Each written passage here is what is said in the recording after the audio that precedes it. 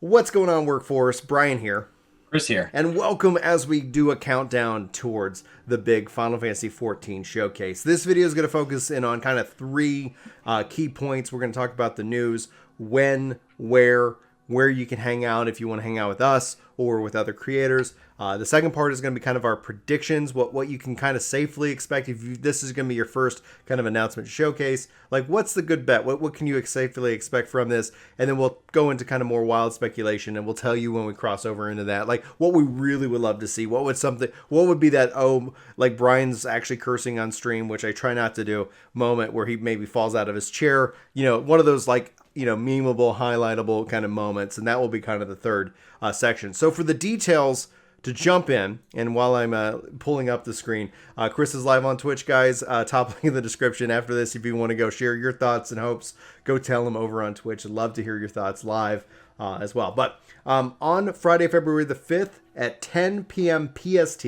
so Central Time, that's going to be midnight. This is the live letter. This is going to be what directly follows the announcement showcase. So just buckle up. This is going to be a big evening. It's going to kick off from a news perspective. It could change, just FYI, but it's going to be 8:30 p.m. Eastern Time, aka if you're Central Time like Texas boys. In this case, that's going to be 7:30. Chris is planning on probably going live maybe around 6 or 6:30 that time. Like, we don't have that personally set in stone, but here on Work to Game on YouTube and on Twitch, we're going to be live covering it. He's going to be over on Twitch. I'll be pushing this over to YouTube, and Benny from Comic Story Gaming is going to be joining us, providing his insight, and he's always just a joy. If you don't follow Benny on his content, be sure I'll try to tag him and link him in this post so you can go check him out. So you can watch on Twitch, on YouTube. You don't even need to watch with us. It's going to be translated to English, which is really exciting. So all that, I'll try to include all those links for you guys. So this is something to be very excited about.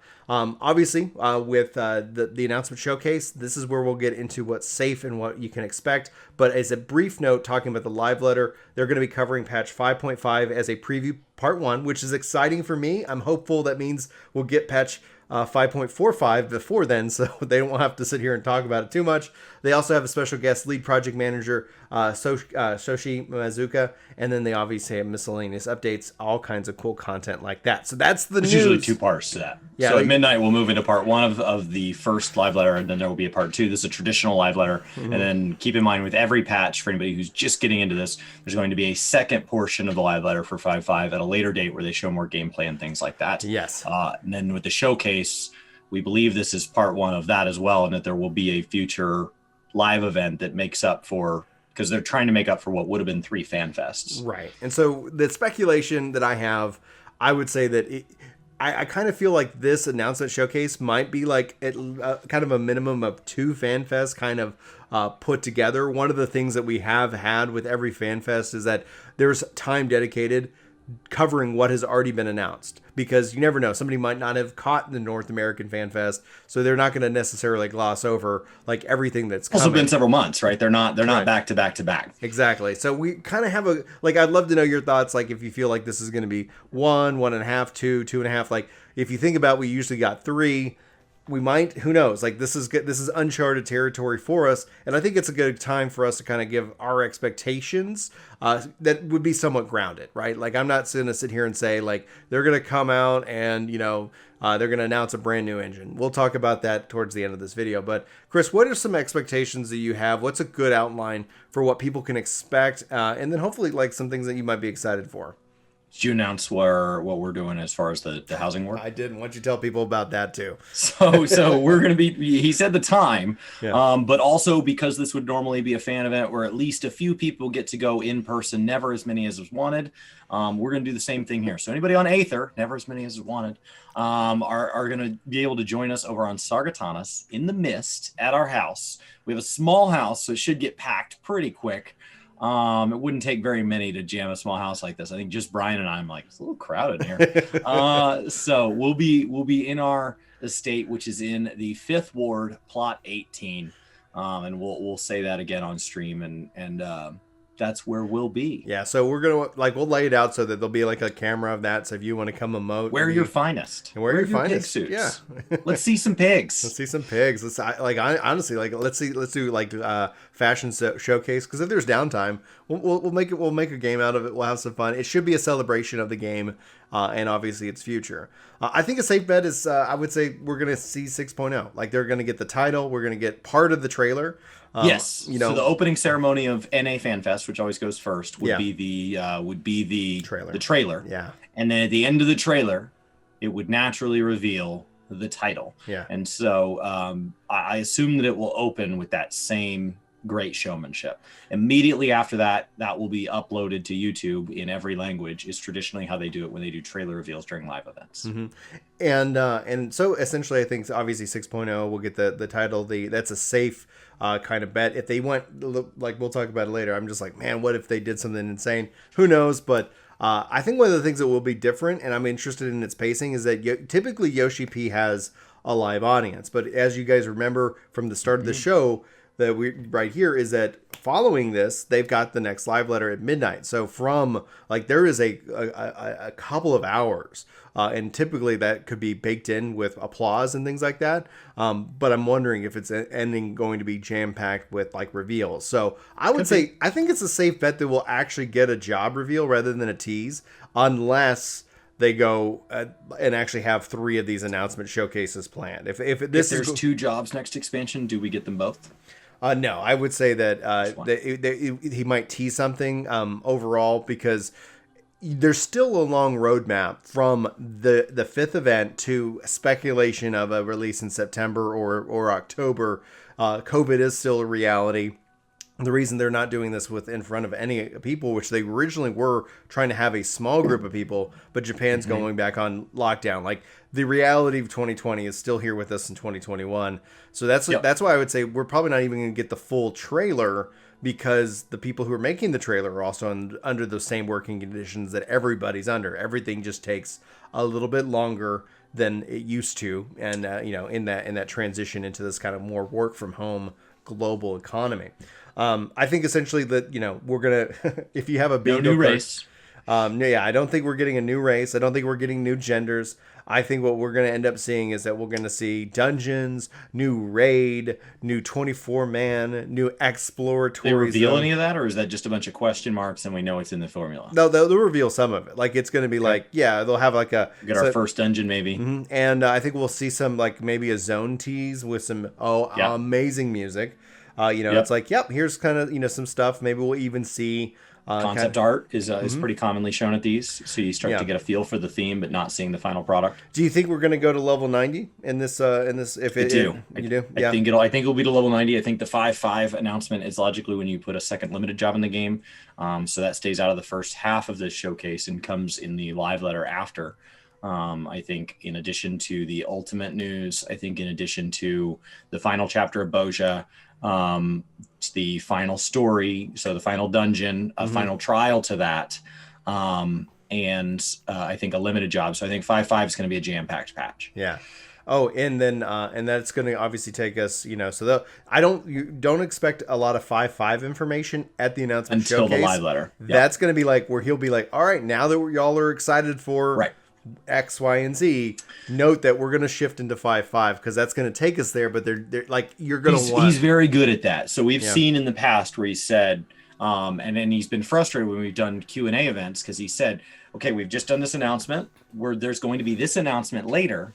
For this Q&A, can you not ask questions about the thing that we haven't had a chance to talk about? Because odds are you're going to ask questions that we're going to answer just in the presentation. Inevitably, somebody stands up and goes, so in the section you haven't revealed yet, I have a question. And so because that won't be there to interrupt, I think the pacing of this event will be much faster than when he has to let us silly fans come in and do what we do, where we get a little overexcited. So obviously, they're going to basically tell us we're going to get what you expect. I would love to see them kind of change up the formula, and that's something a video we'll have later this week, talking about kind of 6.0 speculation and more. But one of the things I'd love to know your thoughts, like, wild guess. Every expansion, from Ivalice, from Stormblood to Shadowbringers have had like a guest creator come in for the 24 man.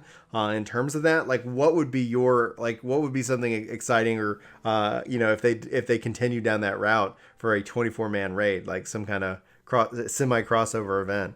I think Dragon Quest would be a nice team to pull from, just as far as like a franchise, like as somebody who's had some, they've done a good job of picking games that I think have aligned with the fan base. Mm-hmm. So something else that we've liked, that some aspect of its tone, or in this times, literally that game can come in and take on that. I think that would also be nice to start. They could use it as a hype for another Final Fantasy title. They could use it for 15 or 16 or 7, or there's a bunch there that they could come in. But yeah, I'd love to know what you guys think. So what is not going to be there? So traditional FanFest is obviously quite a bit longer. You've got days, and then you have another country and you've got days, and another country you've got days, and yes, some of it's rehashed, but we know that they're paring down the staff that's involved. So I assume panels are going to be at a minimum or not at all. I assume Q&As are going to be either, by now I would assume they would have asked us on Reddit or on the wiki and things like that for lots of Q&A, lots of questions, if they were going to have multiple Q&As, because we normally get several, and we're not, I assume we're not going to be getting as many Q&As at this event. I assume that they'll do their best to get out in front, right? That FAQ style where they've done that in the past, but I think they'll probably center the more questions for the later hype event. Obviously the in-person things get trimmed, so for anybody that's never been to a FanFest, there's a real golden saucer set up there. There's a chance to sit down and do jump puzzles at a computer or whatever. There's which isn't that what unlocks with the Ishgard restoration event, as a jump puzzle there? Maybe, yeah. I think that's what unlocked. I think Mione posted about that. Yeah. So I think that would be a chance for us to do the Ishgardian jump puzzle or whatever, or run a trial or something. So obviously all the in-person things are gone, but I think there's a lot of information we also get, even if you just watch the FanFest digitally, where there's all these different panels and questions and stuff that help you understand, like, how do they voice cutscenes? How do they come about designing a zone? What makes them decide which ultimate is next? Why are they anti-damage meters? Why, like, where do these thoughts come from? And I think a lot of that is going to be missing. That's the section that I'm bummed will probably be the first to get cut. Yeah, I think I could see that. I could see that kind of falling more into future events, future live letters. 14-hour. Yeah, the 14-hour stream, which ended up getting cut, in that regards. That's always really good extra information, because it gives you that insight. Like when you watch the lore panel, you got a lot more detail as to just the challenge it has for voice acting across the world, and especially now, like how has that just impacted the delivery and their workflow processing, etc.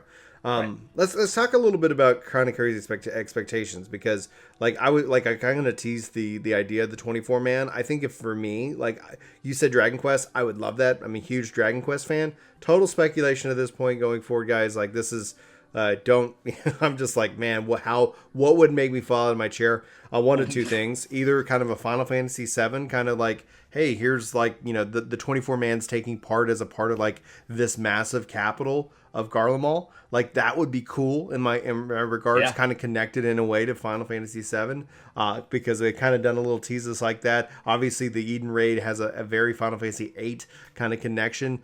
Final Fantasy VI would also be another real big connection to me, but then also Final Fantasy IV. And people keep asking me, are we going to the moon? And it's like, well, maybe, but like, if that is where the story and the narrative takes us, that's great. But how cool would it be if it doesn't? But we do a 24 man on the freaking moon. 24 man is not bound by MSQ. Right, and you could have the Lunarians from Final Fantasy IV. You could kind of connect in some of that history and that lore, obviously with Zodiark, and like kind of the whole Hydaelyn Zodiark arc in a way. It's just kind of a nice nod to it, where we've gone to Ivalice, we've gone to Nier. And I'm really hoping for 5.5 to kind of have a good positive vibe. I've enjoyed the content. I just haven't felt connected to it like Ivalice. Like following Ivalice, honestly, it's probably not Nier's fault to follow Ivalice, just from my history with the franchise. But how, like, if we don't go to it narratively, which is, it's fine. I don't need to go to the moon in Final Fantasy XIV. but it'd be kick-ass from a 24-man just as a twist. Like, what? we knew it. We were going there, you know. It's like, but it ends up being something that's kind of connected to the world, but you know, in a different way. As a 24-man, I think that'd be kind of neat to explore, you know, a whole different aesthetic to see, you know, I don't know, when we've done some of that stuff and, you know, Amarillo, and that was always kind of a very visually cool thing to see the planet, you know, and how big it is and massive it is in that regards. Let's see here. Any kind of crazy thing that would make you fall out of your chair? Fall out of my chair. I mean, it's not hard. This chair is missing a left armrest. So to fall out of the chair, it broke on stream. Yeah. So to fall out of my chair, crossover with World of Warcraft. Whoa. Just utterly impossible. Would be amazing. Yeah. Coming to Xbox Game Pass. Oh, that'd be there's one that just no freaking way. There's no way it happens. Yeah. I think from there, instanced housing is one that would just really take me back. Mm-hmm. It's not something I want, but it's something that just says like, everything makes sense now. Yeah. Like it would just be this immediate impossibility, and it would be the sort of thing that tells me, okay, maybe 14's not ending anytime soon. Yeah. Because if they're willing to do that's the kind of thing that tells me, okay, they're willing to invest in major structural changes to this game.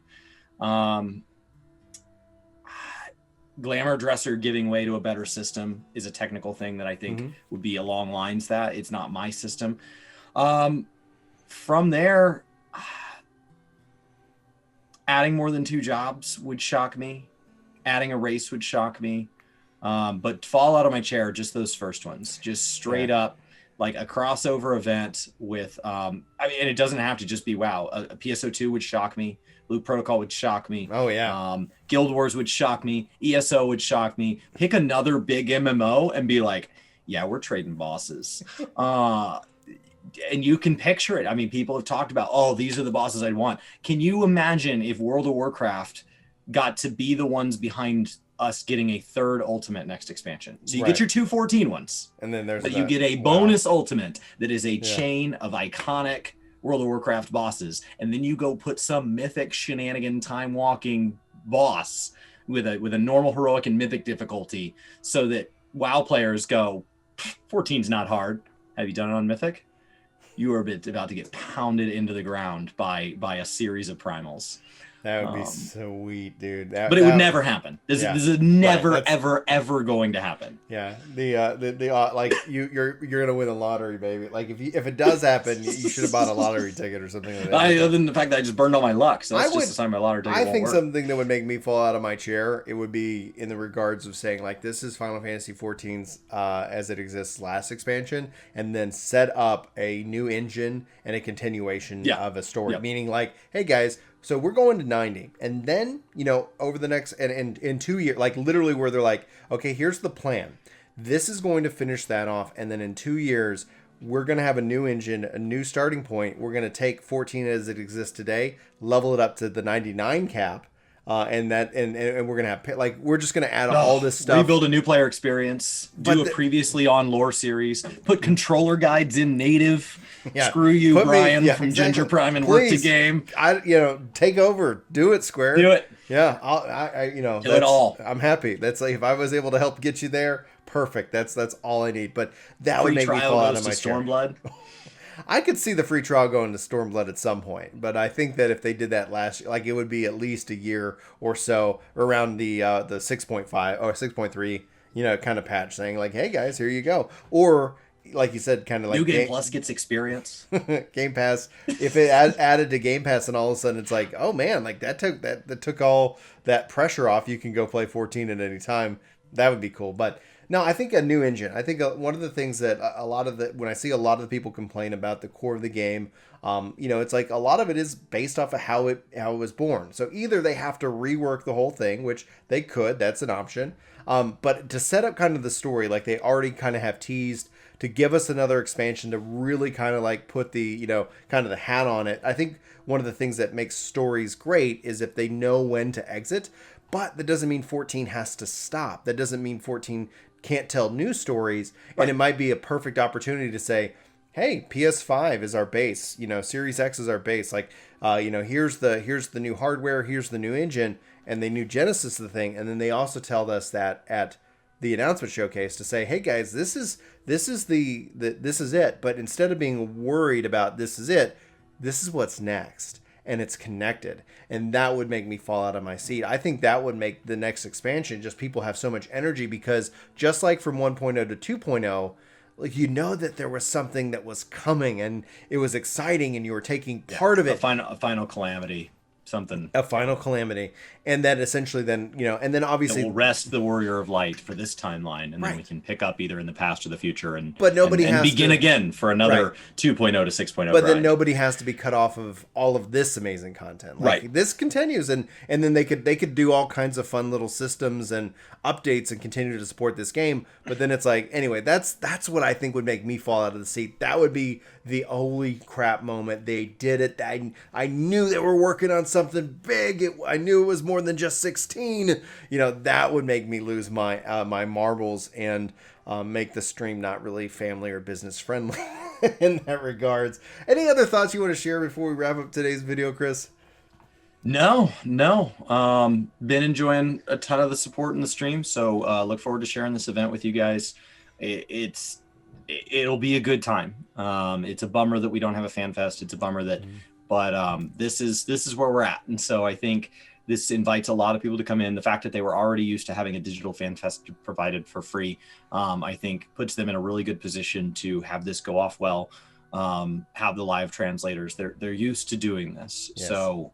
I'm really excited. My plan is to go live 6:30, like an hour before, something like that. Come hang out, and then we'll run this thing on Twitch. Brian will be on YouTube, so you can find us either place. And then once it ends, Brian will probably have to head to bed, and I will continue on until energy allows. So I don't know how long this thing goes. So maybe at the end it ends and it's lights out, but the plan is to keep stream going. For as long as you guys have energy and as long as I have energy, we'll keep this party a rocking. All right, guys. For Work to Game, my name's Brian. My name's Chris. Thanks so much for enjoying, and hopefully you enjoyed this video. Thanks so much for enjoying this video. Yeah, you did enjoy it. You did enjoy it. You did it. You did it. I'm so proud of you. Thanks for hitting that like or dislike button. Either one works. Thanks, guys, for being here. We love you, and we love your faces. Hope to see you on our next video. But until then, take care.